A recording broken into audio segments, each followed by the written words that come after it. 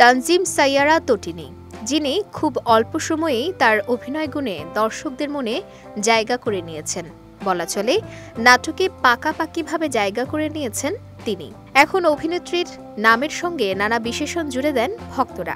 অনেকেই বলেন মেহজাবিন চৌধুরী নাটক থেকে কিছুটা দূরে যাওয়ায় তার জায়গায় বসেছেন তটিনী।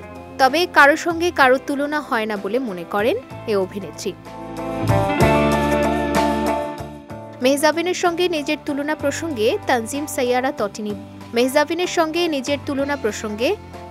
সাইয়ারা তটিনী বলেন, একজনের সঙ্গে অন্যজনের তুলনা হয় না, তবে ভালো লাগে তার মতো একজন গুণী অভিনেত্রীর পাশে মানুষ যখন আমাকে বসায়, এটা আমার জন্য অনেক বড় পাওয়া।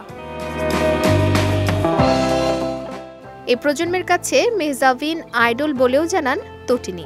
তার কথায়, আমি সবসময় বলি মেহজাবিন আপু আমাদের প্রজন্ম ও আমার পরের প্রজন্মের জন্য উদাহরণ হয়ে আছেন, কারণ তার ক্যারিয়ার ও কাজের প্রতি সততা আমাকে মুগ্ধ করে। তার কাছ থেকে এই বিষয়টা আমাদের নেওয়া উচিত। তটিনী আরও জানান, ভালোবাসা দিবসের কাজ শেষ করে বর্তমানে ঈদের কাজ নিয়ে ব্যস্ত সময় পার করছেন তিনি। সম্প্রতি হৃদয়ে রেখেছি গোপনে নামে একটি নাটকের শুটিং শেষ করেছেন। প্রেম ও পারিবারিক গল্পে এই নাটকে কোটি মানুষের আস্থার ভালোবাসায় 11 বারের মতো দেশের 1 নম্বর রেফ্রিজারেটর ব্র্যান্ড ওয়ালটন।